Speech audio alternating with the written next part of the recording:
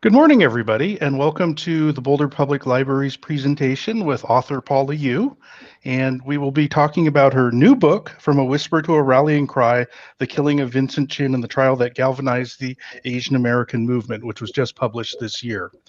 Before we go any further, though, I'd like to acknowledge the Boulder Library Foundation for sponsoring this event. And 90% of our library programs are co-sponsored by them. And you can learn more about this organization, the Boulder Library Foundation, at boulderlibraryfoundation.org. It's my great pleasure to introduce Paula Yoo, who I just realized I've known her for almost exactly 30 years. We were in a journalism program in, yeah, those are like dog years or something like that. We were in a journalism program together in Florida at the Poynter Institute. And I remember one night walking through the building and hearing these beautiful strains of Led Zeppelin being played like on classic violin. And that's kind of my first impression of Paula. But over the years, I got to know her as a gifted writer. And my current position is working for the City of Boulder in the Office of Human Rights and Community Relations. So a lot of what Paula has written about dovetails very much with some of the racial equity work that I do in my day job. A little bit of a brief introduction of Paula, even though she'll give us a lot more terrific details about what she's been up to in her career.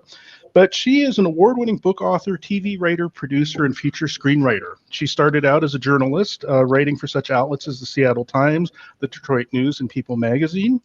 She's published many children's books and young adult novels, and this is her latest book, which is a little different because it's a nonfiction narrative book aimed at an older audience. And her several TV credits include Amazon's Mozart in the Jungle, NBC's The West Wing, and the CW's Supergirl. She's also a professional violinist, which was sort of indicated by one of my first encounters with her. She's played with several symphonies and orchestras and has recorded with bands such as Il Divo and No Doubt. So with that, I will turn it over to Paula. So Paula, thank you for being here in Boulder today. Oh, thank you so much. And it's great to see you again, Clay. I hope I can see you in real life again soon. Same here.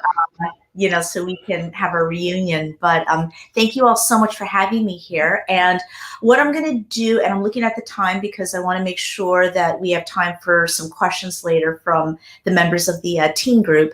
So I'm going to basically wrote up something formal. So I'm going to kind of read a little bit, and I kind of go off script, so I might ramble at times. But I'm going to talk, basically, I'm going to just talk a little bit about my background, how I got into writing, and about the Vincent Chin case. I don't know how many people have actually read the book or know about it, so I'm going to walk you through the actual case as well. And then I'm going to switch over at some point. I'm not doing it now, but I will do a screen share, and I will show you a keynote with some behind-the-scenes pictures of my research for the Vincent Chin book, as well as other really interesting and fascinating photos that I think you might appreciate. I do want to say at the top that if you're going to do any screen shares for social media, you can show me as long as I don't have my mouth open. I'm just kidding. But if you're going to post anything on social media. However, the pictures that I'm showing have a little bit of copyright with them. So, and this is more for educational purposes. So I politely ask everybody not to post the photos on social media. So thank you for that. But this is for your benefit. So I guess we're going to start by talking about Vincent Chin. I just want to start by saying, when did I first hear about Vincent Chin? I was 24 years old. It was 1993, and I had just gotten a job at the Detroit News. At the time, I was an intern for the Seattle Times, and I got a great job offer to be a feature writer at the Detroit News. And I remember the first thought that came into my mind was, what about Vincent Chin? Because he had been killed in Detroit barely a decade earlier. And I had first heard of Vincent Chin when I was in college because the Oscar-nominated feature documentary, Who Killed Vincent Chin, had come out. So I was aware of the basics of the story. But I remember thinking, ooh, I'm Asian American, I'm Korean American, I drive a Nissan, I'm moving to Detroit, home of GM, Chrysler, and Ford, where the infamous killing of Vincent Chin happened, where it was alleged that there was racism involved because of the increase in anti-Japanese sentiment in Michigan and in the country because of the competition from import cars from Japan that pretty much decimated the American auto industry at the time. There were hundreds of thousands of layoffs, and And I know this sounds a little familiar, right? I'm just thinking as I say this, it sounds a little bit like the coronavirus and what's been happening today. So I'm going to talk a little bit about that as I continue on with this talk.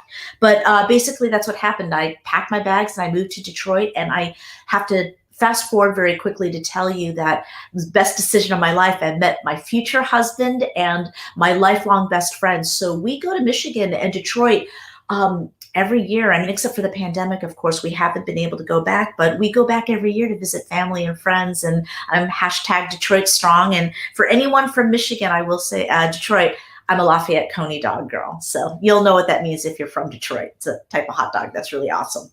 Anyway, so when I was in Detroit, our newspaper ended up going on strike, and I'm a union girl, so, couldn't cross the picket lines. And during that time, I actually got another job offer to write for People magazine. So I moved to LA in 1995. And so I wrote for People magazine, and then eventually made the switch to writing for screenplays and books. And so that's what I've been doing ever since. Since 2002, I have been writing full-time as a TV writer, producer, and as well as a children's book author, as you can see from the books in the back. So that's kind of what happened. And I'll talk a little bit about the screenplay stuff too. And if everyone behaves, I'll show you some fun behind the scenes videos from one of the shows I worked on, Supergirl, because I know there are a lot of teenagers and it's a lot of fun to show that to everyone. I usually do that when I talk with younger people.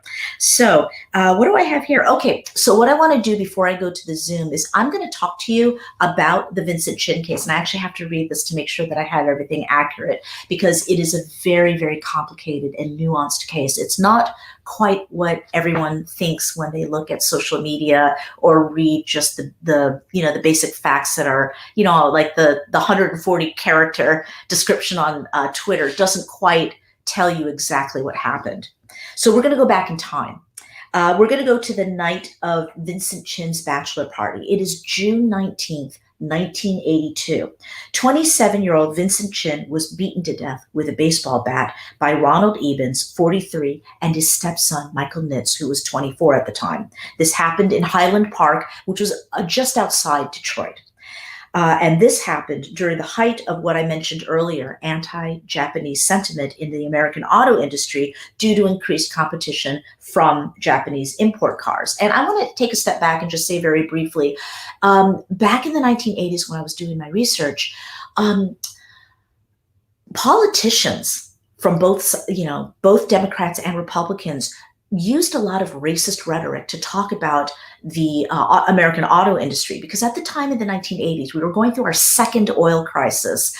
There was a recession going on, and people started buying Hondas and Datsuns and Toyotas because they were smaller, more fuel efficient cars, whereas the American cars like Ford, Chrysler, GM, and the big American, they were what we call gas guzzlers. They used up a lot of gas. So these smaller Japanese import cars were more fuel efficient and saved families money. So a lot of people started buying these smaller cars. So what happened was that a lot of politicians and people in the auto industry started scapegoating Japan. There was one politician in my book who said he described Honda as, quote unquote, the little yellow people. He would later apologize for that, but he never should have said that in the first place. So that type of anti-Asian rhetoric started making people who were of Asian descent, not just Japanese Americans, but anyone who looked like me, were scared walking down the streets in Detroit, scared to drive a Japanese car.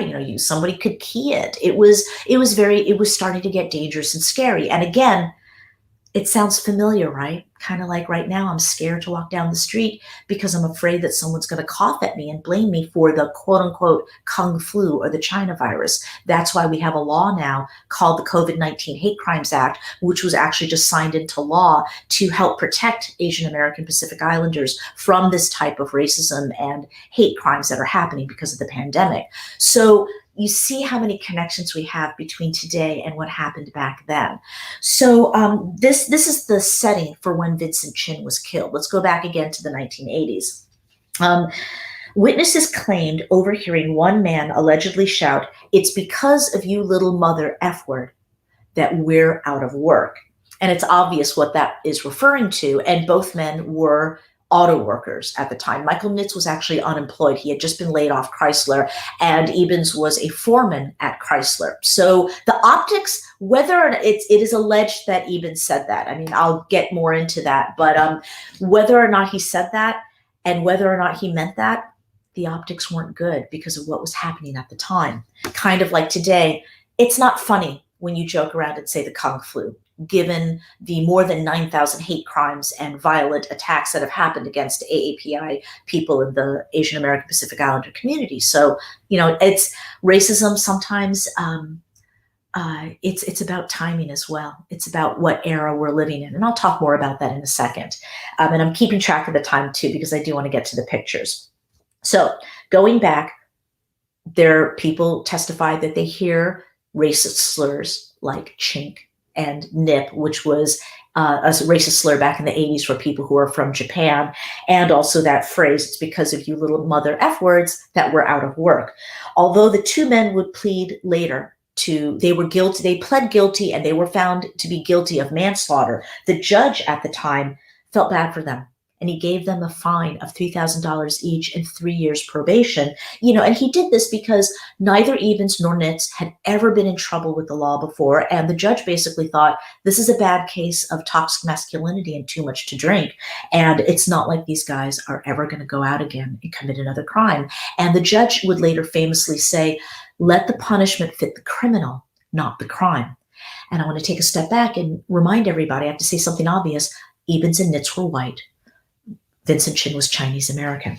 So this shockingly lenient sentence angered the Asian American community at the time. Their anger led to activism as they joined forces with diverse groups from churches and synagogues, the Black community, and so forth. And they all started marching in protest about what had happened. And this would lead to the first federal civil rights trial for an Asian American.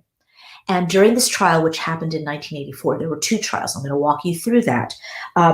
There was one question at the heart of this trial. Was this a racially motivated killing, or was this a drunken brawl gone tragically and fatally wrong? Did Ebens and Nitz attack Vincent because of his race, or was this a case of too much alcohol and toxic masculinity gone awry? This was a bachelor party.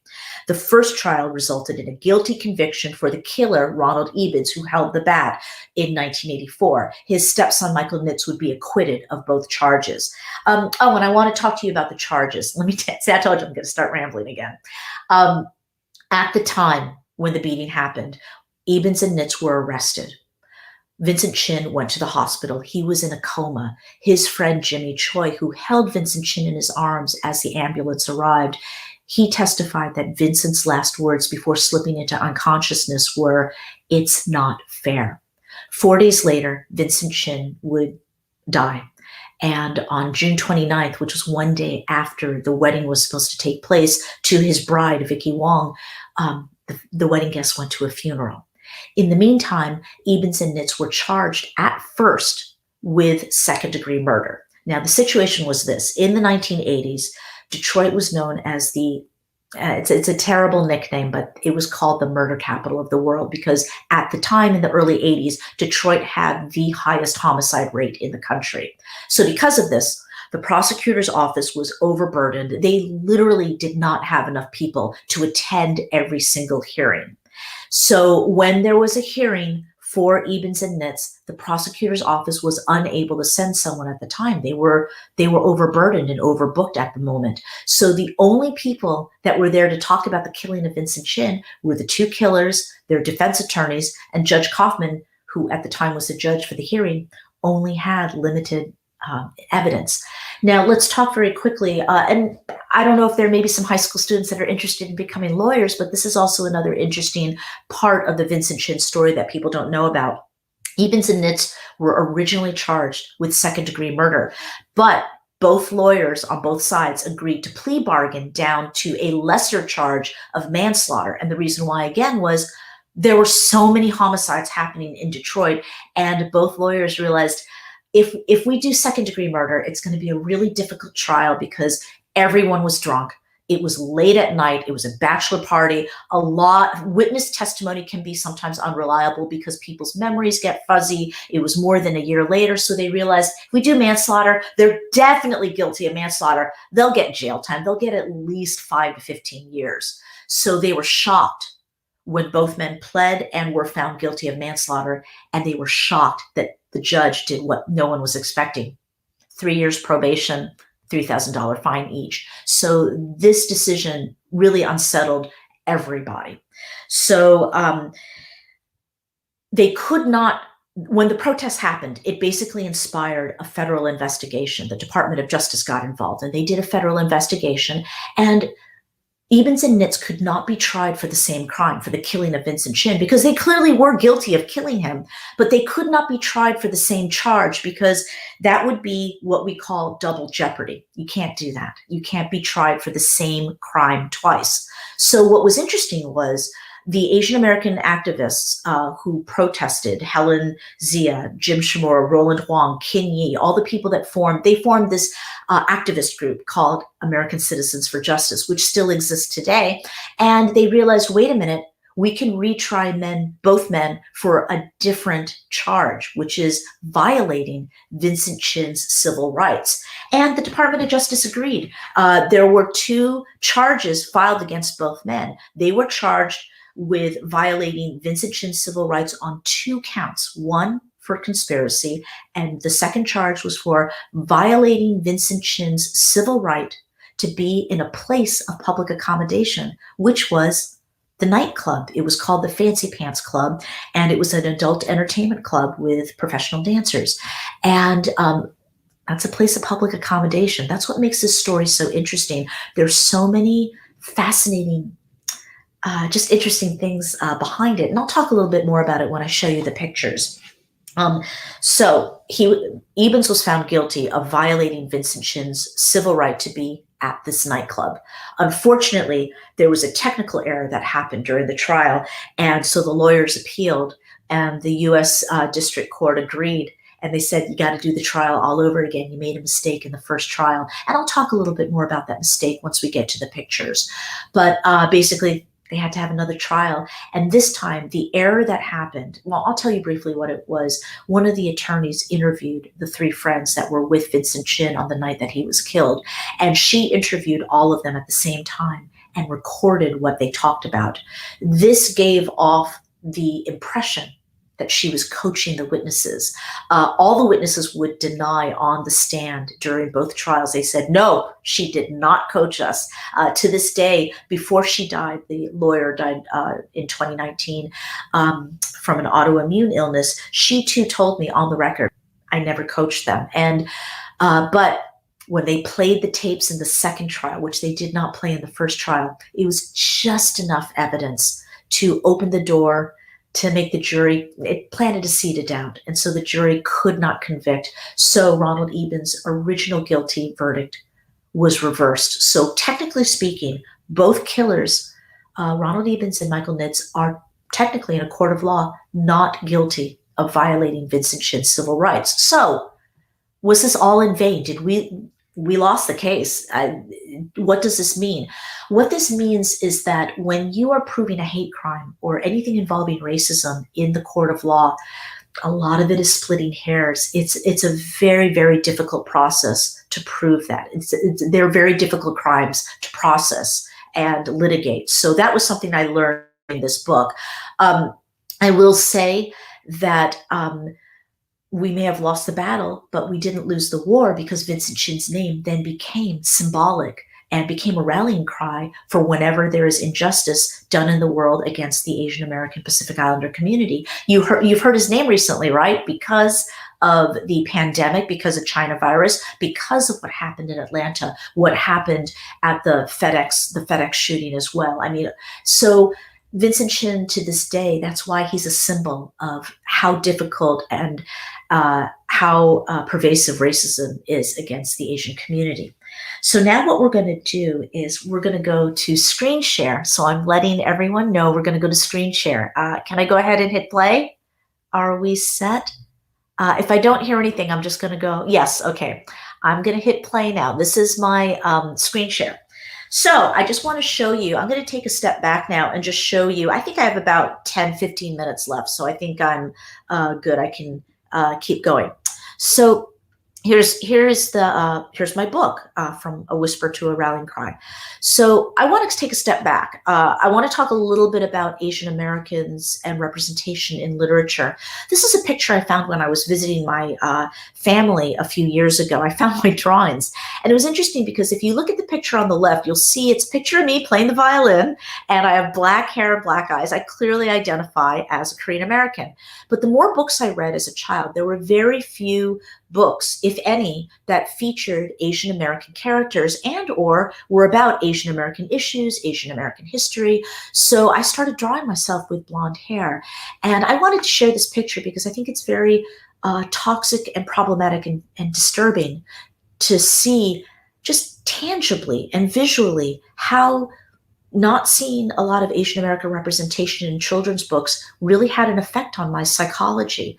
And that's one of the reasons as to why I write for I write for everyone, but a lot of my books focus on Asian American characters and issues and themes and historical stories.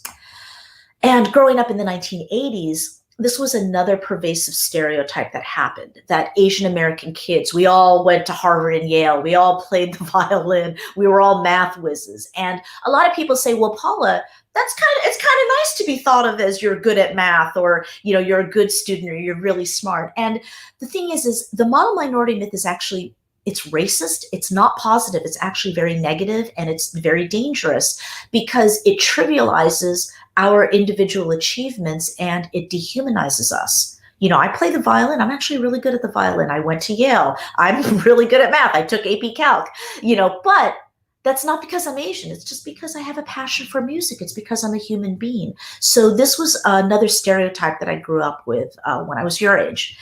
And that these are some of my books, and this is what inspired why I wanted to fight back and write about Asian American history and the themes and topics. The book that you see on the left with the violin, that's actually my YA novel that I wrote that was published by HarperCollins. And it's kind of based on my life as a violinist and a high school geek. And I kind of fight back against the model minority myth by using humor in that book. So and these other books, they're biographies on famous Asian American and Asian historical figures that helped change the world, from Anna May Wong, who was the first female Asian American movie star in the 1920s and 30s, Dr. Sammy Lee, who was the first Korean American man to win a gold medal for our country in diving, and then Dr. Muhammad Yunus from Bangladesh, who won the Nobel Peace Prize in 2006. So just showing you some of these books.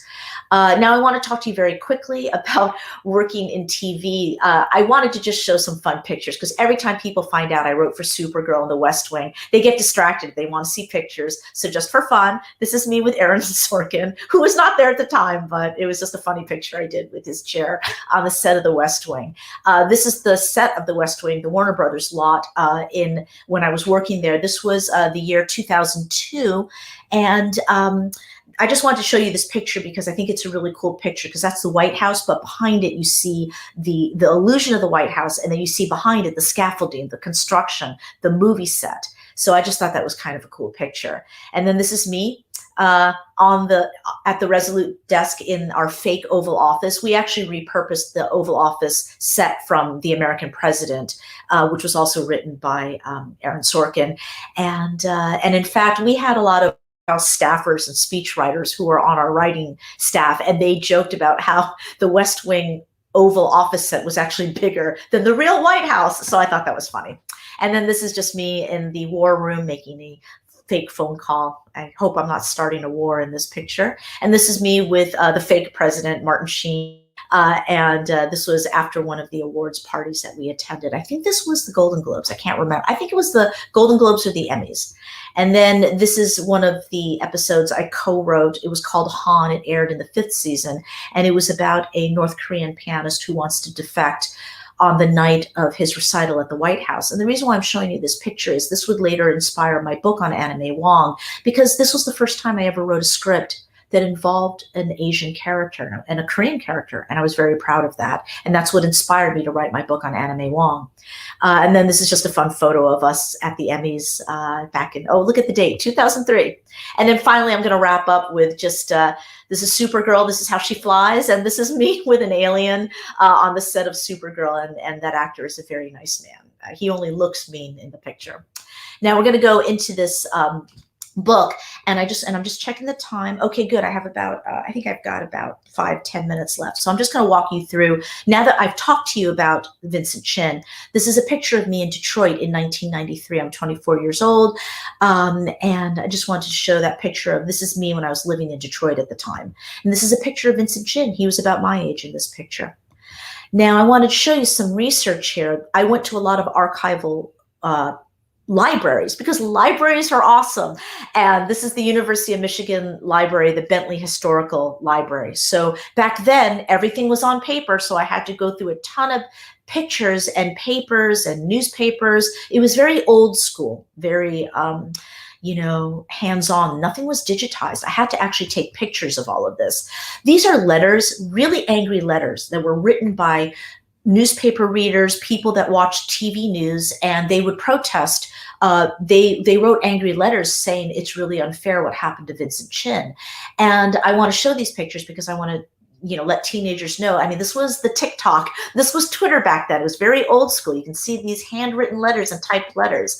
Here's an example of, I went through thousands of court papers and court transcripts from the National Archives in Chicago. And this is how I organize my stuff. I'm really into binders. And that's one of my cats. Luckily, they have not invaded this Zoom talk, so this StreamYard talk, but that's one of my cats. And just imagine about 5 or 6 more piles of those binders. And this is an example of one of the old newspaper articles that I read. That is Vincent Chen and Vicky Wong. And I'm bringing up this picture because what makes my book different from most articles and information out there about Vincent Chen, my book actually, it tells 2 stories. One is about the Vincent Chen story. The other story is about this young man. This is Jared Liu. When I was doing research in Detroit, I talked with Corky Lee, who is a famous photographer. And Corky told me, while you're in Detroit, I should take a step back. Corky Lee was known as the unofficial Asian American photographer laureate. And he took many pictures of famous Asian American historical events back in for the past 50 years. And he would sadly die from COVID-19 in January of this year. And I was very fortunate and blessed to have interviewed him. At the time, he told me, you should meet Jared Liu. He's a family member and also an up-and-coming photographer. He can help take pictures during your research. And so I was like, great. So when I met Jared, I said, hey, would love to hire you to take pictures for my book as we go around to look at all the historical sites in Detroit. And by the way, Corky told me that you are a relative of Vincent Chen. How are you related? And he said, my mom is Vicky Wong, Vincent Chen's fiance. And he told me how when he first heard about Vincent Chen, he didn't know who Vincent Chen was. In fact, his cousin called him saying, hey, it's the 30th anniversary of Vincent Chen. Don't talk to your mom about that guy, Vincent Chen, because she'll get upset. And Jared, who was in his late 20s, said, or his early 20s, he was like, who's Vincent Chen? So his cousin said, you should Google it. So he Googled Vincent Chen on the internet, and this was the first thing he saw. And Jared told me, I recognized my mom right away. And that's when I realized Jared was now going to be part of my book. So you can find out more about Jared's journey in my book, where he builds up the courage to talk to his mom about this painful secret history. And he also dealt with some residual survivor's guilt, because he wouldn't be here today if Vincent wasn't killed. So it was a lot about finding about his family history and legacy that I found incredibly beautiful and courageous. So now going back, I just want to show you, I'm going to walk you through for the next 5 minutes and then wrap up, and then we can do some questions. Here are some pictures from my research. So this is Gary Koivu. I interviewed him. This is what he looked like back in the day. This is from the Oscar-nominated documentary, Who Killed Vincent Chen, this photo. This is a photo I found of the nightclub, which was back in the 1920s. It was a luxurious, what they called a movie palace back then. Then it became a strip club, or what we call today an adult entertainment nightclub. And this is the bat that was used to beat Vincent Chen into a coma. These are the police officers that arrested Ebens and Nitz. That's Michael Gardenhire on the left and young Morris Cotton on the right. They're outside the McDonald's where Vincent Chen was beaten. This is an image from one of the anniversaries of Lily Chin, the mother, at the graveyard. This is Judge Charles Kaufman, and I'll tell you very briefly, it's in my book, but what's interesting about Judge Kaufman, he was the one who gave the probation and $3,000 fine lenient sentencing for Ebens and Nitz. What's really interesting is that he was a prisoner of war in Japan during World War II. He was shot down as a fighter pilot. And because of his experience in a prisoner of war camp, he lost 60 pounds, he was beaten, he nearly died. It caused him to become known as the merciful judge. So giving probation to people who were guilty of manslaughter, it wasn't the first time he had done that. He actually gave that exact same sentence to a Black defendant who was found guilty of manslaughter as well. So Judge Kaufman was confused because he didn't think he was racist. He didn't understand why people were upset. And I want to take a step back and talk about back in the 1980s, racism was talked about very differently. You were only racist if you actually said racist slurs or wore a KKK hood. Nobody knew about the more nuanced ways of talking about racism. They didn't know about terms like internalized bias. They didn't know about terms like racist microaggressions. So that was something interesting I learned in my research as well. This is a picture. They're very unhappy. Obviously, this is Lily Chin, family and friends who were thrust into the media spotlight. They became, I hate to say it, they became celebrities overnight. They were all over the news back then. This is an image of people lining up for employment, just to show you how bad the unemployment and the situation was in Michigan at the time. Because of the Japanese import cars. This is an example of how auto workers would bash what they called Jap import cars. They would pay $1 each to do this to help raise money for unemployed families at the time. And if you look at it, it says, if you sell in America, build in America. The xenophobia and the anti-Japanese sentiment back then really bled into racism. And it was very disturbing. And again, it's a little bit like what is happening today with the China virus and the Kung flu and the blaming and scapegoating of China and Asian Americans in the pandemic that we're going through right now. This is Helen Zia, one of the activists that I interviewed that started American Citizens for Justice. And this is Jim Shimura, one of the lawyers I interviewed. This is one of the founding fathers, Henry Yi of Chinatown. And this is Racine Colwell. This is the dancer who testified in both trials and said that she overheard Ebens allegedly say, it's because of you little mother F word that we're out of work.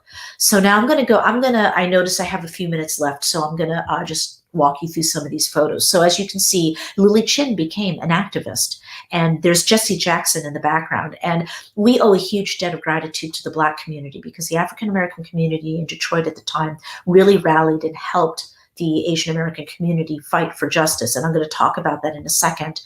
Here's an example of, they couldn't use Twitter back then. They actually printed out flyers and handed these out everywhere. So this was also a really big thing that happened. I'm going to show you some of Corky Lee's photos from the 1983 protests that happened.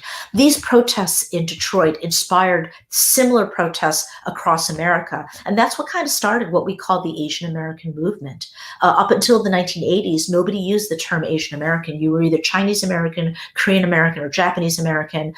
Asian American was a term that was used by college activists. And today it is a mainstream term. And it's also evolved into Asian American Pacific Islander and other iterations of that. But this was a big movement back then. It united all the disparate elements of the Asian American community. We all banded together under one umbrella term to protest. And this is the last words that Vincent Chen said. So now I'm going to wrap up. These are the articles that talked about how it became a federal civil rights trial. You'll find out more about Judge Anna Diggs Taylor. She was the first Black female judge to be appointed to the federal bench by President Jimmy Carter in 1979. And I talk more about her history in the book that I think is really fascinating. This is Ronald Ebens. This is Michael Nitz. And this is when Ebens was found guilty. And then this is when the trial was reordered. And then this is when he was found not guilty in the end. So finally, I just want to show you the pictures that Jared Lew and I took of when we visited the crime site in Detroit. This is the Fancy Pants Club from back then. This is what it looks like today. So I'm just showing you some pictures here. I ran up those stairs. And my husband, who was with me at the time, and Jared, they both screamed, "Paula, be careful." And I'm glad they said that, because I could have fallen in here, because this building had been burned out. As you can see, it's abandoned. That's a picture Jared took of me, taking a picture of the inside of the club. We then drove down Woodward Avenue, because this is where Vincent Chin, when they got into the fight, he then ran. When Ebens pulled a baseball bat out from the trunk of his car, Vincent got scared and he ran down Woodward Avenue. So we drove down here just to see what it was like. So as a writer, I could really understand the emotion of running down this street late at night. And he ended up at the McDonald's down the street. This is what the McDonald's looks like today. It's a photo by Jared Lew. This is the restaurant where Vincent Chin used to work at. And this is what remains of Chinatown in Detroit. And this is Corky Lee, and I have a picture here. I'll talk to you very quickly. He took this famous photo, and he also took a photo. I'm showing you this photo because Vincent Chin, it's in the book, but Vincent Chin's great-great-grandfather was one of the Chinese laborers that worked on the Continental Railroad in the 1800s. And what happened was, when both railroads met in the middle of the country, because they started from the East Coast and the West Coast, and when the railroads joined in the middle of the country, they took this very famous photo to celebrate it. But if you look at the photo, there isn't a single Chinese laborer in the photo. And many Chinese laborers died because their lives were viewed as cheap. So they held the dynamite, because dynamite back then was very volatile. So a lot of Chinese laborers sacrificed their lives for this railroad. And it's really unfair and racist that they're not in this photo. So what Corky Lee did in 2014 was he got all the Asian Americans, and a lot of these people in this picture are descendants of those laborers, and they recreated this photo to reclaim their history. And I thought this was an important picture. I'll show this to you again, and this, because Illinois was the first state to mandate mandatory Asian American Pacific Islander history to be taught in kindergarten through the 12th grade in public schools. Because remember, I said way at the beginning, didn't see a lot of us in history books and novels and children's books growing up. That's changing today. And so I thought this was just a beautiful photo to illustrate that. So this is Corky Lee, and he would sadly die of COVID in January, which was devastating to me. And speaking of the coronavirus, as you know, there were a lot of protests that happened. These protests were not the first to happen, as you saw from the protest pictures from back in the 1980s. So we've been protesting for decades, if not centuries. And this is just another example of that. And as you know, with Vincent Chin's protests led to the first federal civil rights trial for an Asian American. These protests would then lead to the first COVID-19 Anti-Asian Hate Crimes Act to be signed into law. And this law was actually passed on May 18th, which was Vincent Chin's birthday. He would have been 66 years old. So I found that incredibly moving. Now I just want to very briefly, I'm going to just for fun show you all the people I interviewed and what they look like today, and then wrap up. So this is Gary Koivu. This is him today when I interviewed him. This is Morris Cotton. He would later become the first African-American chief of police of the Highland Park Police Department. So he is also an inspirational leader himself. This is Roland Huang. This is Jim Shimura and Roland Huang. This is when I met them in Chinatown, Detroit, for my interview with them. This is Mabel Lim. She carried the flyer that you saw. She would go around and hand out those flyers that I showed you during the protest rally. This Ong, you'll read about him in the book. He was the Filipino-American nurse who tended to Vincent Chin at the hospital. This is Lisa Chan, the lawyer. She died sadly in 2019, and I was able to interview her on the record before she passed. This is Helen Zia today. And I just want to end with just saying that today I think the new theme for anti-Asian American racism is also solidarity. We have to also support, especially what happened in Atlanta, and just showing you these photos just about just going from the past to the present. And then I'm just going to wrap up with these pictures of the gravesite that we went to see. And I'm going to hide, and we can, let me hit escape. and go back. Are we back? We can stop sharing the screen. Oh, I guess I'll just hit stop sharing. Hi. So we're back, and we can. Yeah. I just want to show that to you, and I guess we have 20 minutes. We have time to do the questions. So thank you. Right. Thank you, Paula. I mean, it's always very eye-opening. I mean, these are things that I have followed as well, but every time I look at your book or read your presentation, I learn something new. And before I hand it over to our panelists, I'd like to just maybe make 2 points. One is that the public accommodation law that you cite under federal civil rights law, the city of Boulder actually has a municipal version of that. And that's actually something that the office I work for, the Office of Human Rights, we're responsible for investigation and enforcement around that. So I always thought it was kind of an interesting use of that law, and it was a very powerful use of that law. We haven't come to a point where we've had to apply the law in that sort of way, but if people feel discriminated by a restaurant or a hotel or something, that's where typically the law would come into place. The second point I would like to make, I think, is that in a lot of ways, sadly, things have not changed since the 1980s, and the battles are very much the same. And I think, a lot of the points you bring up were points that also came up in the wake of the Atlanta killings. And I also just want to point out that Paula is one of the people who helped consult our city council on the declaration that Boulder made in the wake of that.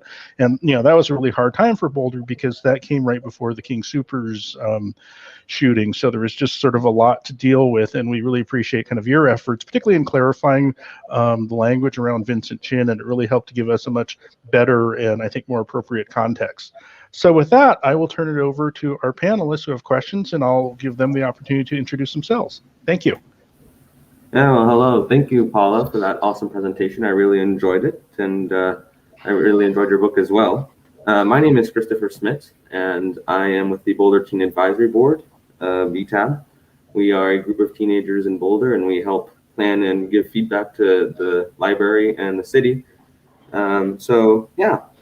I had a few questions, so I'll start. Some parents and teachers may argue that these stories, even though they are true, are too gruesome for their children to know or read about.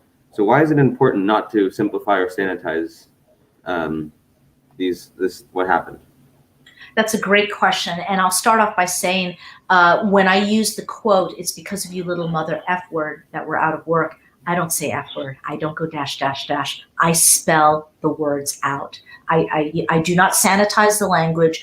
I do not hold back from describing the brutal, graphic details of what happened to Vincent when he was hit, when that baseball bat was slammed against him. And it's hard stuff. Yeah, it can be triggering, and for a lot of young people who, are hopefully, sheltered and protected by their loved ones, this can be very upsetting and traumatizing stuff to read. So in writing this, what I kept reminding myself of was, with the violence of it, it's not graphic and it's not gratuitous. A lot of the violence that I describe is actually from coroner reports. It's from medical examiner interviews and testimony. So it's actually very scientific in a way when you talk about the contusions, the blood swelling, the skull fractures and so forth. So I tried to make sure that it was still done in a way that wasn't glorifying violence. That was not my intent. So I was very careful with that. In terms of the language and because this is a bachelor party, it's a strip club. I mean, I call it an adult entertainment nightclub because, we are much more sensitive and respectful to people in that industry. But, there are quotes in the book. Back then in the 80s, they're like, we were at a strip club, we were wasted, we were drinking, very, very adult stuff. But I think the reason why teenagers can handle this and why teachers can use this is because it talks about the bad decisions we make, the poor judgments that we make. And I try to humanize everybody. I humanize everybody on both sides. When people talk about racism, a lot of times people get very knee-jerk defensive. And they're like, I'm not racist. I would never do. I'm a good person. Racism doesn't have to do with the good nature of your personality. In my book, I talk in depth about how Ronald Evans, he was a good guy. If you got laid off from work, he was the first person to pull whatever cash he had from his wallet to give to you. There's a scene where he went and surprised an elderly neighbor because she couldn't shovel the snow. And he went and brought a snowplow and he shoveled her driveway for her. He was a good, decent man with good morals. But yet he got angry and he beat a man to death with a baseball bat.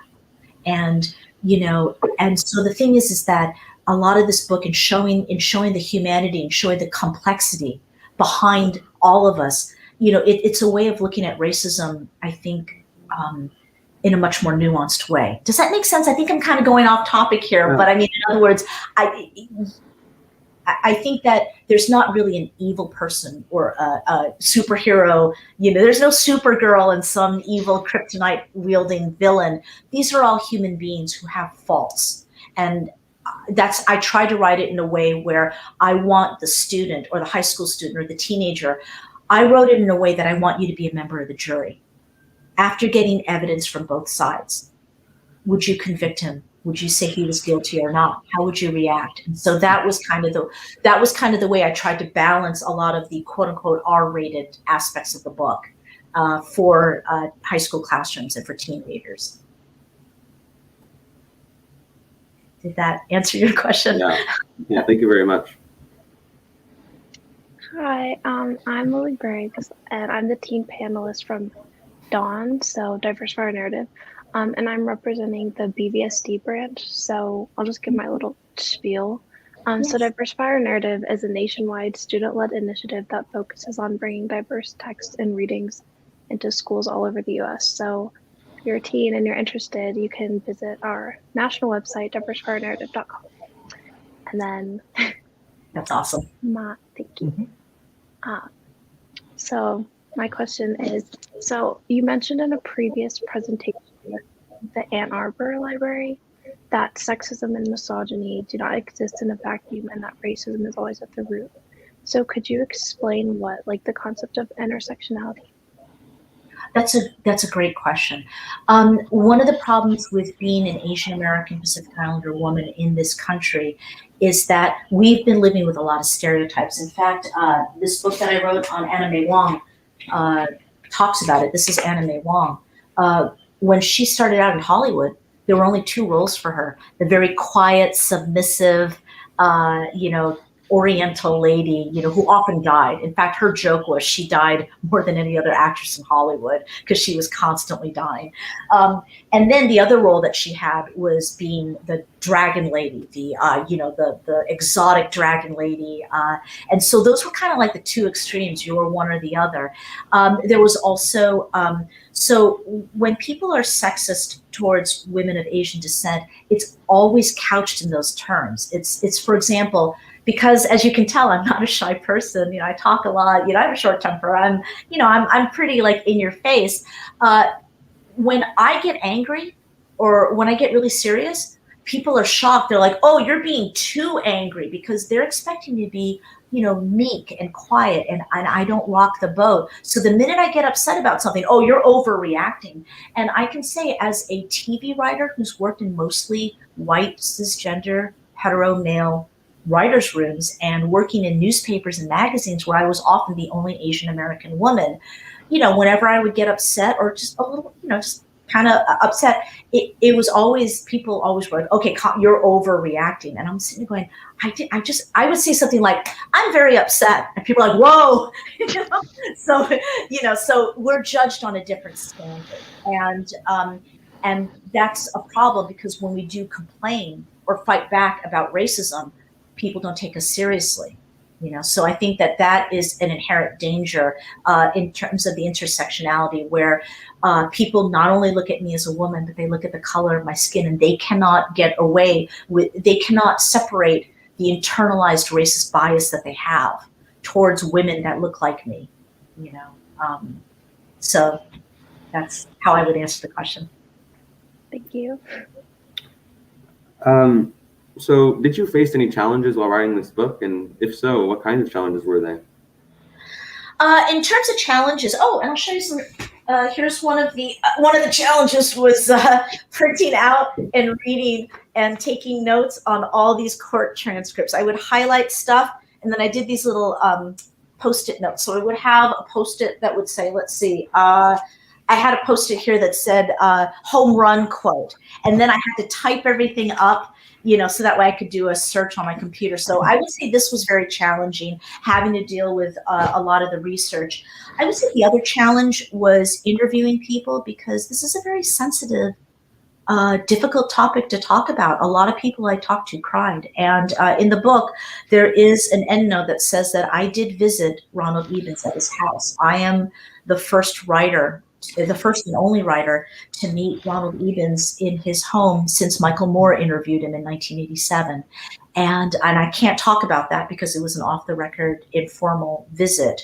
But it was a very powerful and intense moment. And I would say that was a difficult moment. I cold knocked. I just went unannounced, knocked on his door, and they opened the door, and I said, "Hi, we need to talk." And that was very difficult. And it was also very difficult talking, even on the phone, either in person or on the phone. When I interviewed people, a lot of people cried, because they cried as if he had died yesterday, not almost 40 years ago. And so I think the difficult thing was witnessing trauma happen before me, because they weren't just remembering what happened, they were reliving it. And that was incredibly difficult for me. And I think that the difficulty was taking all the emotion that I felt and trying to be objective and fair in writing it, trying not to let my emotions come out. I think that there's an afterword in my book where I talk about how I really feel. So that's where where I stand. That's where my politics. But up until then, I was like, I cried a lot writing this book. I was in a bad mood a lot, and I'd be like, "I'm sorry, I don't mean to," I'd tell my husband, "I'm so sorry, I don't mean to lose my temper," and yell at you. And he's like, "You just read a coroner's report. Of course you're in a bad mood." So, I think the hardest thing was just the emotion, because everyone's lives were ruined. I mean, this was a terrible thing that happened.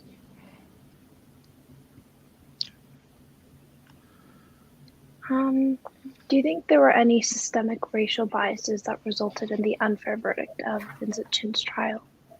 Yes, definitely. I think that here's the other thing. When the Asian American activists wanted to speak to the prosecutor's office, wanted to go to the Department of Justice, they actually had to have Horace Sheffield and a lot of the Black business leaders and Black activists help them, because Roland Huang actually told me, he said, nobody cared about a bunch of Asian people. They didn't take us seriously. But once we got, some of the Black leaders involved, then suddenly people were like, oh, this is a racist thing, because they didn't think racism existed back then. Morris Cotton, the police officer I interviewed, when he filled out the police report, there were only 2 boxes for the race, Black and white. He had no choice but to check the white box. And in fact, back then, the ACLU didn't even think that Asian Americans qualified for the Civil Rights Act. They said, no, the Civil Rights Act was written for Black people, not for Asians. We were thought of as white. So that was a huge systemic problem back then as well. I do want to add that one of the positive things that happened from the Vincent Chin case was his case, along with others, did help change certain things in Michigan. For example, you can no longer plea bargain down from second-degree murder to manslaughter, and now victims' families have to be told about the hearings, and they're allowed to read what is called an impact statement, where they can talk about how the manslaughter of their loved one affected their lives, and the prosecutor now has to be at every single hearing. So there were at least tangible, smaller efforts that did help change the law and the court system in Michigan. So I thought that was also a positive thing. What do you hope this book will do in the fight against racism, both now and also looking way into the future? What do you hope it will do? That's again, I hope you both go into journalism, or because you're asking, or writing, because you're asking incredibly great questions. So thank you. What I hope, and I spoke about it briefly, was that it's about solidarity. The Petersons, the 2 sons of one of the women that was killed in Atlanta, she was Korean American. She married an African American man, so her sons are biracial. They are Black and Korean. They were just interviewed by the Washington Post this week about they want to help promote Black and Asian solidarity. So I think the next step for racism is, I just can't fight for Korean Americans and Asian Americans and anti-Asian racism. Black lives matter. I mean, there's no direct translation of Black Lives Matter in the Korean language. Instead, the phrase that Koreans use, when you translate it, it says Black lives are precious.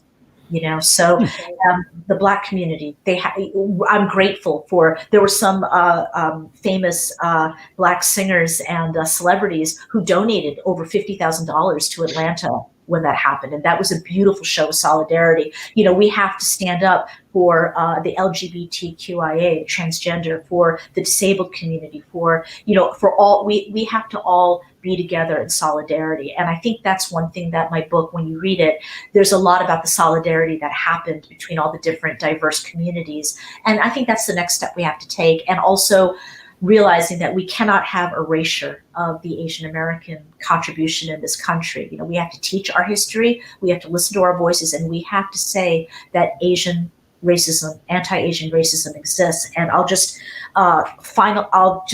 conclude with my answer to this question with how, when Atlanta happened and the sheriff said, oh, the shooter was having a bad day, and they denied that this was a racist hate crime, I remember thinking to myself, 40 years from now, whoever does the book on Atlanta, when you interview the loved ones of the 8 people killed, and especially the loved ones of the 6 Asian American women that were killed, they're not only going to cry fresh tears as if it happened yesterday, but they're also crying and they're devastated and traumatized by the fact that on March 16th, 2021, just like in 1983, 1984, Detroit, we were told that we don't count when it comes to the discussion and dialogue on racism. We don't exist. We don't have a seat at the table. And just like those decaying buildings I showed you of the Fancy Pants Club, it's a skeleton of a building now. We've disappeared from that conversation, and we cannot be like those decaying, empty, deteriorated buildings. We're ghosts right now. So I think that the future is about solidarity and making sure that we exist when it comes to, we are a part of the dialogue on racism. And then I have one more question. Yeah. So what did you think of Judge Kaufman saying, I just didn't think that putting them in prison would do any good for them or society? I thought that was a bad move. I thought that was, I don't know. I'm speculating. There might have been internalized bias. Because you think about, what if Vincent was white, or what if Ebens and Nitz were not white? Would he still have said the same thing? I don't know, and part of me doesn't think he would. So I think it was wrong. And here's the thing: at the end of the day, it doesn't matter what race they were. They should have served time. They should not have gotten such a lenient thing, because a man was beaten to death with a baseball bat. There's no excuse for that. It doesn't matter that this was the first and only time that you've ever committed a crime like that. Judge Kaufman, I think, made a huge, not only an emotional error, but a legal error. And, and unfortunately, that is that's one of his legacies. And up until that point, did he have an incredible legal career? Yes. And he kind of ruined it with that moment. And I think it's regrettable. So, looks like we have 2 questions from the audience. So maybe if we can have those put up, and then we can close out after those 2 questions. Okay, I'm reading it here. Can you explain to us and our audience what generational trauma is? And do you think this is something Vicky Wong's son experiences? What about the generational trauma of Vincent and Vicky? Yes, generational trauma. Now, I'm not a scientist, but I remember reading a few articles.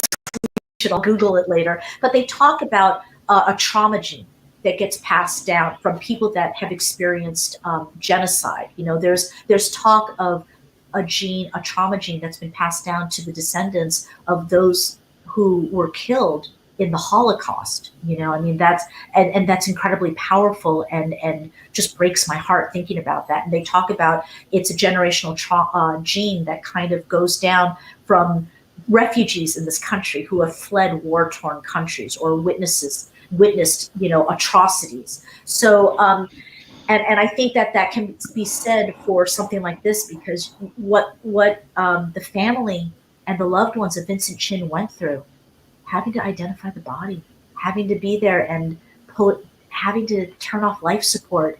You don't forget that stuff. You know, that lasts for a lifetime. The fact that Vicky Wong, at the end of the day, she decided she didn't want to talk to me. She was considering it. She was very close to talking to me, but her son told me, and I wrote about this in an essay for Medium.com, but she told her son, I couldn't sleep all night because she was supposed to be interviewed by me the next night. She lay in bed, unable to sleep, shaking and crying and just so upset. She's like, I can't do it.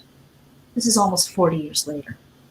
You know, so I mean, in terms of generational trauma, yes, it does exist, and it's very powerful. And so I think that when people suffer racism, whether it's a microaggression or something horrible like being, you know, beaten, or it doesn't matter how slight or severe it is, that trauma you carry with for the rest of your life. They talk about Asian Americans who have never, thankfully, been physically beaten or violently harassed because of their race, but a lifetime of the microaggressions, like, oh, your English is really good, or, you know, I'm gonna call you a racist slur.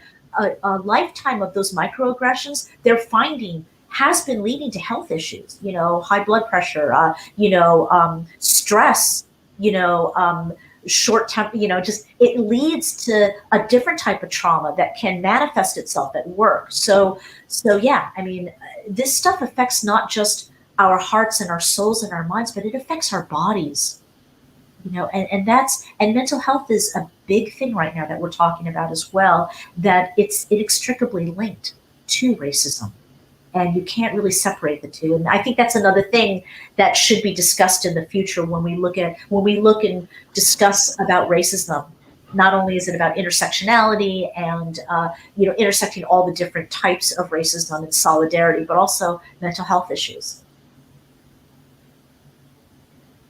Great, thank you. Maybe we can put up the concluding question, please. Okay, if there was only one thing that young people reading this book would take away from reading it, what would you like it to be? Oh gosh, I want to say a million things. I want to say things like, the humanity behind racism, or or all these things. But I think my gut reaction was, the one thing I want you to take away from my book is that I count. We count. Asian Americans count. Don't erase us. Our stories, racism exists against people of Asian descent, Pacific Islanders descent. We experience, we can't be denied our place at the table in the discussion of race. So I think basically I want people to walk away realizing we matter, we count, and you need to learn more about our history in this country. Right. Well, I want to thank everybody. I want to thank Lily and Christopher for their very insightful questions. I'd also like to thank Leanne and Julian at the library for all their hard behind-the-scenes work in putting this together. I mean, I think without their help, this would have been kind of a mess, to tell you the truth. I mean, they're just very good at putting these things. And last but certainly not least, I'd like to thank Paula, not only for writing this book and engaging in this conversation, but just the whole trajectory of your career has been to, I think, while there's an element of entertainment, there's also, I would call it, an element of enlightenment. And I think that bringing these issues in front of people who may not encounter them, particularly with young people, because at least when I was a teen, we didn't really talk about these kind of things, and there weren't books that were aimed at a young audience that could tackle these hard issues. So, I mean, I think that's something that is to be commended, and I'm sure we'll see great things from you in the years to come as well. So I'm very excited, and it's just great to see you again. Oh, thank you so much, and I want to thank everybody as well. Thank you all so much for this opportunity, and Lily and Christopher, I'm hopeful for our future because of just such smart young people like yourselves, and I hope you become journalists, lawyer, writers, because you would be good at all those fields. But thank you to everyone, and it was an honor and privilege. So thank you so much. Great. Thank you, everybody. Yeah, thank you so much. Yep. Here. Okay, so does this mean I think